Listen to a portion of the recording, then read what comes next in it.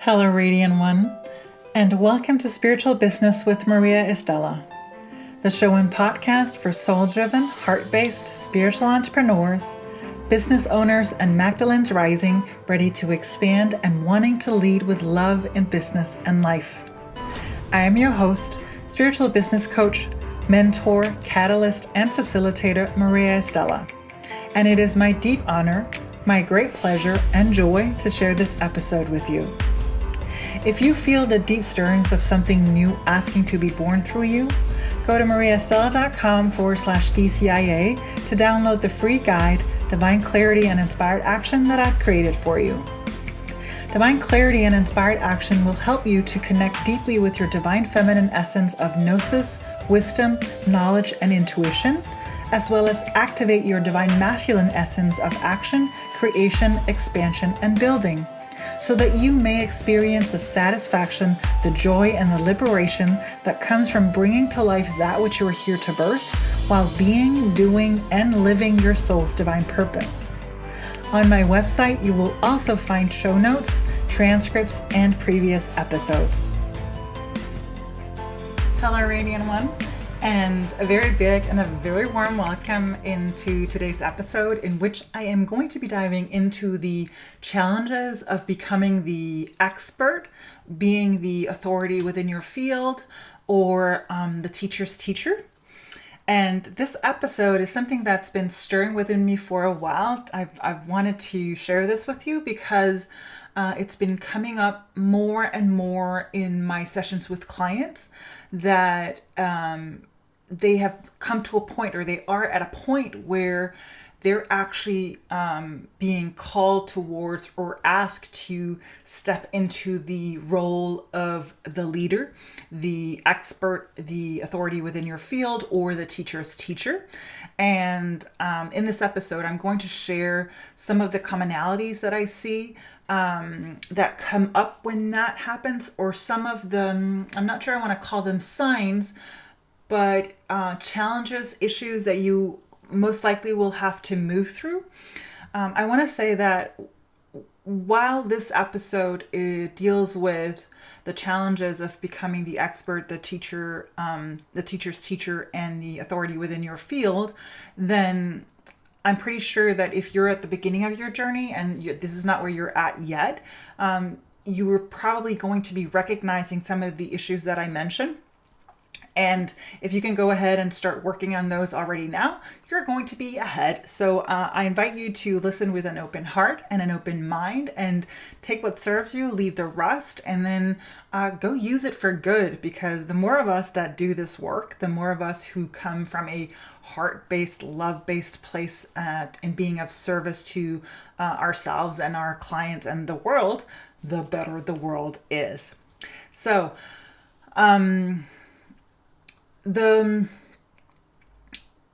one of the things that I see, and this is if you're a soul-driven, heart-based spiritual entrepreneur, if you're a Magdalene rising, someone who's made the journey from your mind into your heart, wanting to lead with love, be and do from that place, then what I've also find is very often on the inside, you can struggle with low self-worth and loads of self-doubt. Notice that there is a difference between self-esteem and self-worth. For example, to take a very personal example of myself, I am very often perceived, and have been in the past, perceived as someone who is very strong, who is outgoing, who's extroverted, who can easily, quote unquote, do things. And so while that in some cases might be true, then on the inside, I have also had loads of self-doubt and low self-worth, meaning this work that I do with my clients today, and that this work that I'm sharing with you, is something that I myself have been going through. And truth be told, whenever I am either adding a service or doing something new, there are still remnants of it where I'll have to check myself and make sure that I expand love in that area to dissolve the fear, in order for me to move forward with clarity and with action. So to know that whatever we see on the outside is not necessarily and rarely what's going on the inside. Um, so, in terms of you, becoming the expert, and I will say that you will notice this. This is when you're being asked to, or called to a higher quote unquote position. And I don't mean in terms of, because I like to say that those who are leading usually are just the ones that have gone a little further ahead and now are working to make sure that those who have gone after will then be able to follow and to come up to where we are eventually. So that to me is leadership. Leadership means being of service to the world, to ourselves, and to the world. And that to me is the ultimate goal. I used to, when I was younger, think that being a leader meant that everybody had to do what I wanted them to do. And now I understand just what a powerful and sacred role being a leader is. And being someone who, this is not your first rodeo, being someone who has had your fair share of lifetimes and having seen false preachers, I think that it's very common for us to be questioning ourselves and others in terms of where they're coming from. So, being very discerning of ourselves and wanting to ensure that we come from the right place, that we're not doing this out of greed or, wanting to have an image, wanting to rely on the external factors. I think that's something that's very, very common. And so within that there comes the self-doubt. What I will say is that those that I'm honored to hold space for I've never encountered someone who did it for the greed. And that's not to say it's not for the money, because, I love money. Money is good. Money does good in the world. And when you have it, it's, it can do a plethora of magnificent things. But there is a difference between coming from an ego-based, fear-based place and greed in order to have the money and hold on to it. And there is a difference in coming from a service-based, love-based place and being of service to those that you are here to serve. So those are two very distinct and different energies. And and like I said, I think that having had lifetimes of seeing false preachers, there is a healthy amount of questioning, of checking in, of discernment in order to make sure that it is of the highest for the highest of all. So I think that that's a very, very normal and common thing to have or see. So if that's where you're at, if you have that going on within yourself, know that that is perfectly normal. And that doesn't mean that you're out of resonance. It doesn't mean that you're not in the right place. It simply means that you are someone who cares deeply for your work. You care deeply for the people that you're here to serve. That's, to me, is just a huge sign of that. That's the self-doubt. So as with everything, I always say, love it up. So if you have self-doubt, it's not about having self-doubt go away, but it's about expanding love in that area so that you dissolve the fear, so that you can be who you are and deliver the services that you're here to deliver, the products that you're here to deliver, and basically be of the service that you're here to be of service for. So also the world, I see the world, and you may have heard me say this before, but I see the world as an amazing portal and gateway for deep healing and transformation when you choose to allow it to be. Because we're constantly being shown, there's this, the saying that is, as within, so without. You're constantly having reflected back to you opportunities for healing, opportunities for transformation, opportunities for clarity, opportunities for action. If you so choose, you can also choose to view the world as, your enemy and against you, and then, that's not a fun life. And I don't think that you would be here if that was where you were at. However, when you choose to see the world as as a portal, as a gateway, it can become a very wondrous and amazing place where it's like, oh, you're always being given opportunities to expand from a space of love in the world.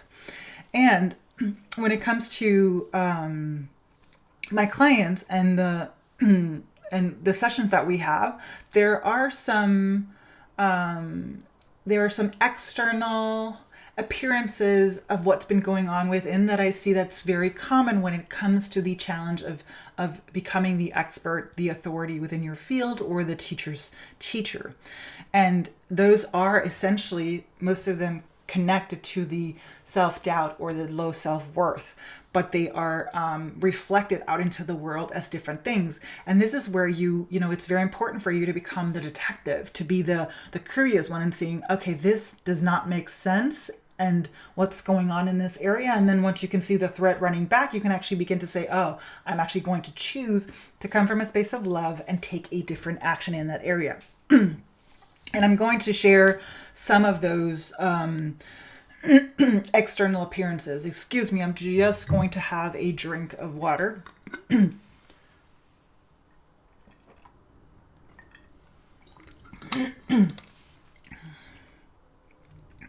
Yes, I'm going to share some of the external appearances that are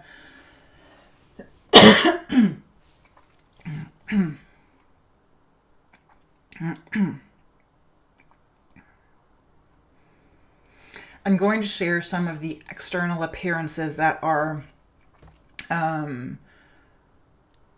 some common ones that I've found that seems to be recurring within the sessions that I have with clients. And that really doesn't matter. So it doesn't matter if you're, a yoga teacher, or you are a mindful instructor, or an intuitive reader, if you're a tarot reader, or if you're a blueprint changer, if you're someone who goes into the Akashic records, whether you're a cake maker, an accountant, if you're a graphic designer, if you're a psychotherapist, if you're a coach. I've seen these in all of different domains. So it's really not about the domain or like your field of expertise. These are, like I said, commonalities. So let me go ahead and share some of this. So one of the very common ones is when you start being, really, it's not about becoming, but when you start being the expert or being seen as the expert or authority within your field, what happens is that you become like a honeypot because you've cleared a lot of your internal shit and you're doing the work, you're actually serving the world. Then people begin seeing you as an authority, and they will want to, a piece of you. They will want a piece of what you have, and they will want you to share that with you. So you become popular. And it's up for you to decide whether or not to engage or be part of whatever it is that someone is offering. You don't have to. So really, it's about saying yes, and it's about saying no, and becoming discerning of what will serve you and your clients and your people the most, and what won't. And also, it's about being paid, essentially. One of the things that I see in a lot of soul-driven, heart-based spiritual entrepreneurs is that once they begin to become quote unquote popular, a lot of people will want a piece of them. And for some reason, they can't imagine or can't fathom, starting to charge for that. I'm not talking about, being part of podcast or blog post or marketing. There are plenty of things that will serve you, their people and your people as well. But the whole idea of someone wanting your expertise, your knowledge, your wisdom, your, all the education, the trainings that you've taken for free is not okay. It's not okay. And again, I want to emphasize, this is not about not delivering free content, because I'm pretty sure that you already give loads away. You probably have a website where you give away, you have a freebie, you have blog posts, videos, podcasts, whatever. So you're already giving away a lot of free content that can serve people. And actually, very recently, and this is one of the things that I tell people in terms of this, in terms of being paid for your time, for your services, and your expertise, is that when you are being paid, and when you're being paid well, that also, because you are a soul-driven, heart-based spiritual entrepreneur, what that means is that once you're being paid well, and you have, a foundation and abundance and wealth, you do not sit on that. You give more. The more you receive, the more you give. That's just a fact. I see it in myself, and I see it in everyone that I work with. And giving does not necessarily mean giving away money, but it can be giving away your time. So for example, I have people who volunteer in different areas, because that's a way that they can actually use and take whatever expertise they have and use it in another different area, not a different area, but also give it to those that may not be in a place where they're able to pay for their services. So understand that as you receive, you also give. It's just, I can't emphasize enough how true that is, because I see it in not only in my clients, but in the world as well. Of course, there are those who are going to be holding on, but those are not the ones that I work with, and it's probably not the ones that you're going to be working with as well. So not being paid right, or not allowing yourself to be paid right, is an external reflection of your self-doubt or your low self-worth. Secondly, that might reflect also in being unwilling to create agreements, which I call sacred containers, for any collaboration that you're doing. Very often, having or making an agreement is seen as something that is to be a conflict. And to me, an agreement is, like I said, a sacred container. It's a sacred space that you create together with the ones that you are doing the collaboration with. That simply allows for you to know, these are the terms and conditions. This is our playground. This is what we work within. And also, it's also a way to be sure that the material that you use is being protected and guarded. I have had clients in the past that have worked and have had collaborations where there weren't any agreements in place. And then later they find out that, they've delivered the material, they've taught, they've done the thing, and the place or other people have simply taken their material and started using them themselves, which is not okay.